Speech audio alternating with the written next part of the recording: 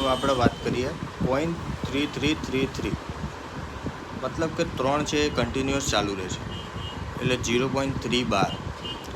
Point પછીની જે આંકડો હોય એ કન્ટિન્યુઅસ ચાલુ રહેતો હોય તો એ સંખ્યા ઉપર 12નું ચિહ્ન કરવામાં આવે છે. હવે આ સંખ્યાને આપણે P/Q સ્વરૂપમાં દર્શાવવું હોય તો શું કરવાનું એ ધ્યાનથી જોજો.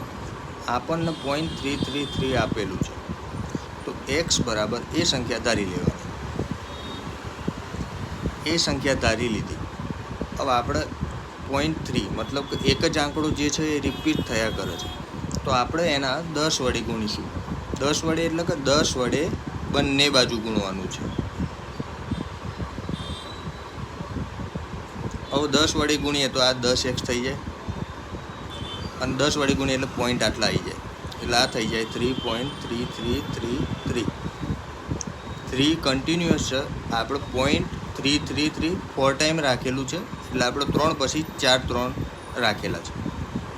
હવે 10x બરાબર આપણે જે સંખ્યા ધારી છે એને પ્લસ કરીને લખી દઈશું. હવે 3.3333 એટલા માઇનસ કરીએ તો અહીંયા આપણી સંખ્યા આવી જાય 3.